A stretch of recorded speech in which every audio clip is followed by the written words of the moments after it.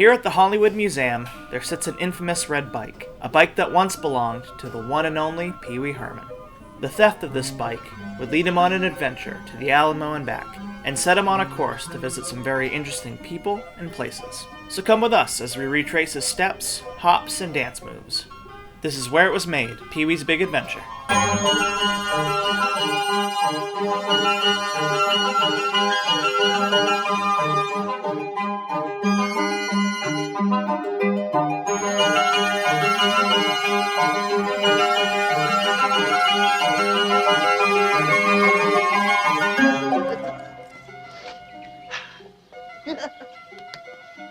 So let's start our locations tour off at the house of Pee-wee Herman himself.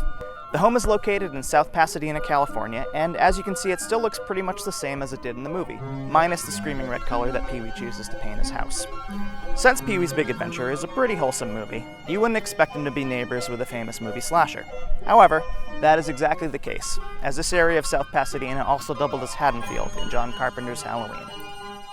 When Pee-wee slides down the pole in his house, he goes from pajamas to his signature gray suit. This was written as an obvious nod to the Batman TV series. Tim Burton, of course, would go on to direct 2 Batman movies. Good morning, Pee-wee! Morning, Mr. Breakfast! Many of the fun props used in this scene belong to Paul Reubens himself. The house next door still has the window where Pee-wee's neighbor leans out to say good morning. Good morning, Mr. Crabtree! Hey, good morning, Pee-wee. After spending time on the Warner Brothers backlot, Paul Reubens noticed that most people rode bikes around the studio. He asked for his own bike, and got a 1940s Schwinn. He loved the bike so much that it caused him to ditch the initial draft of the script he was working on for Pee-wee's Big Adventure, and write a new one about the bike. I meant to do that. And here's the lawn where Pee-wee crashes his bike after trying to show off.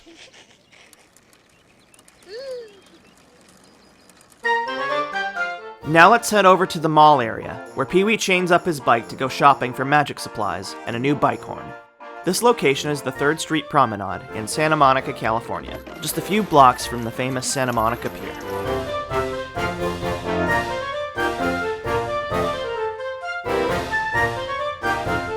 Approximately 10 to 12 bicycles are built for the movie by the Pedal Pusher Bike Shop in Newport Beach, California. This is the spot where Pee-wee chains up his bike. On the sidewalk where the bike rack once stood, now sits some public art. The mall boasts some very Burton-esque dinosaurs, made out of metal and greenery. Here we see Pee-wee's first stop, the Magic Shop. At the front of the Magic Shop, there's a picture of Elvira, who is played by Cassandra Peterson. Later in the biker bar scene, Cassandra Peterson makes a cameo as the biker mama. My good friend Pee-wee! Hi, Mario. You're just browsing today, Pee-wee? Well, sort of. I wanted to stock up on some supplies.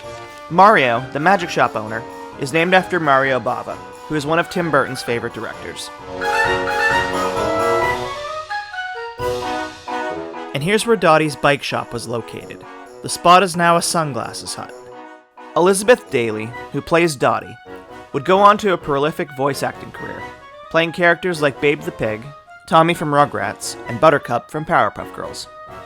Hi, Pee-wee. So's my horn ready yet? Yeah, it's ready. Should be loud enough for you now. You don't want to get mixed up with a guy like me. I'm a loner, Dottie. A rebel. And of course, Pee-wee goes outside to find that his bike has vanished.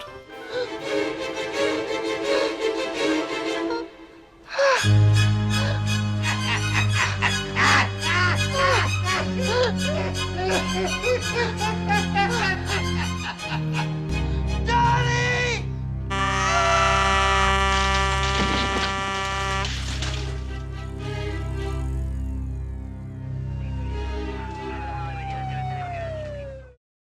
Here we see the Buxton Mansion, where Pee-wee confronts Francis about his bike. This is the Amundsen Mansion in Hancock Park, California. Corey Feldman was originally offered the role of Francis Buxton, but turned down the role due to scheduling conflicts with the Goonies. Paul Reubens, in character as Pee-wee Herman, did visit the Goonies set once, as both films were shot on the same backlot. Want to see Francis? Francis is busy. Busy doing what? He's having his bath. Oh, really? Where are they hosing him down?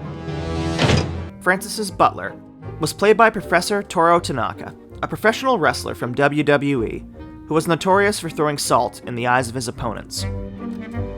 The character of Pee-wee was developed by Paul Reubens during his time with the comedy team The Groundlings. It was here that he would meet future SNL cast member Phil Hartman, who co-wrote this movie. The inspiration for the name came from a Pee-wee brand miniature harmonica, and the last name of an eccentric boy that Paul Reubens knew from his youth. The rainy street scene was shot on the Warner Brothers backlot. We don't take kindly to strangers coming around here. The thug that confronts Pee-wee in this scene is none other than director Tim Burton. The film is a nod to the Italian classic Bicycle Thieves, in that the main character's prized bicycle is stolen, and as a last resort, he consults a dubious fortune teller. The psychic storefront is located right above the Chinatown shop from the beginning of Gremlins. It's somewhere else, somewhere far away. But where? The Alamo. Alamo. In the basement. Here's the spot where Pee-wee Herman begins hitchhiking to Texas. This is located on the Old Road in Santa Clarita, California. When Pee-wee is hitchhiking to the Alamo, the Texas-shaped sign he holds up has a big star indicating his destination. The star is not over San Antonio, which is home to the real-life Alamo. It's over Bracketville, which is home to a fake Alamo used in many westerns and period movies.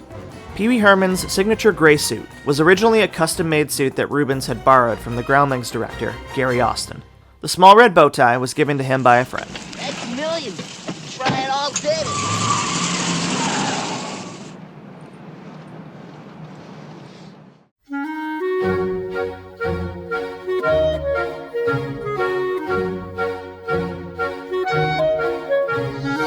So here we find the famous Cabazon dinosaurs seen in the movie.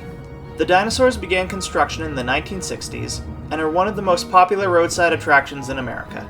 What you may not know is they both have names. This is Denny and this is Mr. Rex.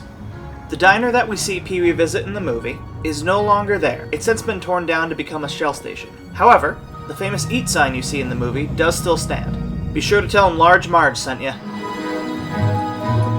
The 150-foot-long Brontosaurus and the 65-foot-tall T-Rex are visible from the Interstate 10 freeway.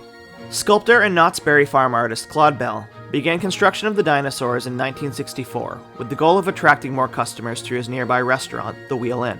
Large Marge sent me. That's impossible. Large Marge.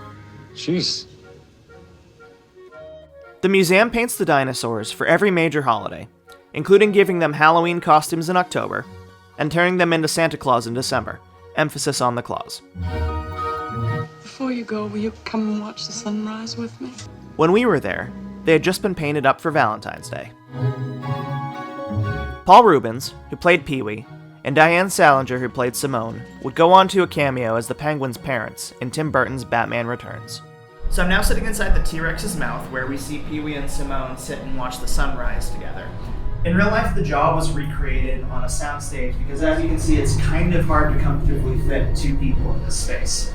Simone, this is your dream. You have to follow it. I know you're right, but... But what?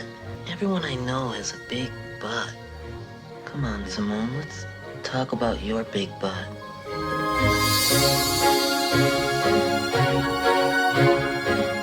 Claude Bell's original vision for Denny the dinosaur was for the eyes to glow and the mouth to spit fire at night. These two features, however, were not added. Inside of Denny the dinosaur, there is a gift shop, which among other things, sells Large Marge shirts and posters. Naturally. Aside from the two main dinosaurs, Cabazon also boasts a charming walkthrough museum, with a whole bunch of dinosaur statues and animatronics. Pee-wee would love it.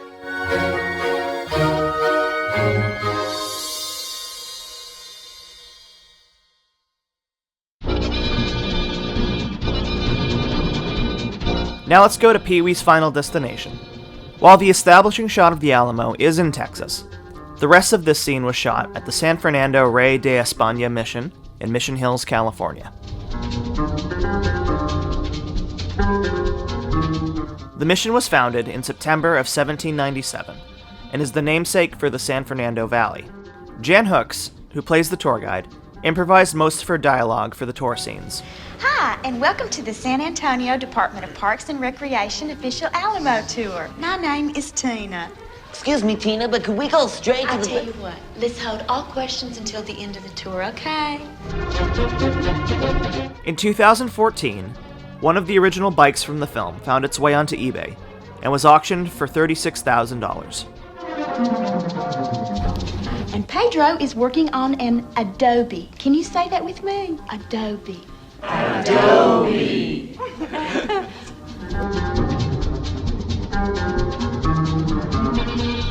On exploring the San Fernando mission, I was surprised to discover that a garden in the back is the final resting place of comedian Bob Hope and his wife. We are now in the kitchen of the Alamo women. Here they are preparing many culinary delights of the Southwest. Do I hear someone's stomach growling? This film was Tim Burton's directorial debut, after having only made a handful of animated shorts. At this time, I'd like to conclude our tour. Okay, are there any questions? Where's the basement? Excuse me? Aren't we gonna see the basement? There's no basement at the Alamo.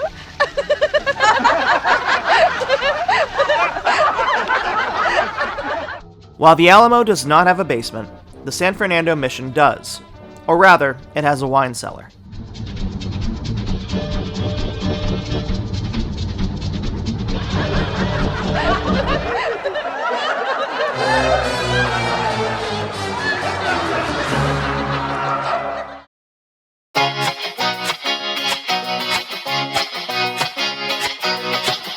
And lastly, we come to the bar where Pee-wee Herman performs his famous dance to Tequila by the Champs.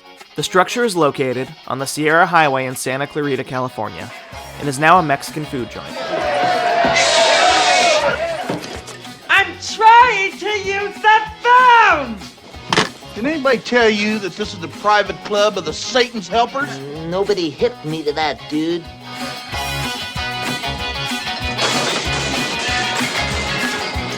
During a June 1984 segment on Late Night with David Letterman, Pee-wee Herman was interviewed about his family. He said he has a sister named Hermione who was a Girl Scout. His mother's name is Honey Herman, and his father's name is Herman Herman. He went on to say that everyone in his family has the first name that begins with the letter H, except for him.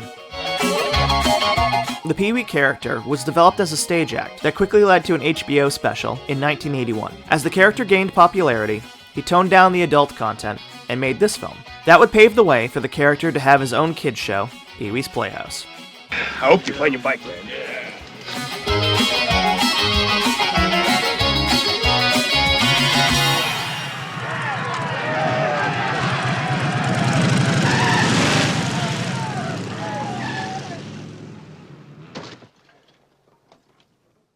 So that'll do it for this episode of Where It Was Made. Thanks for watching, everybody, and I'll see you at the movies.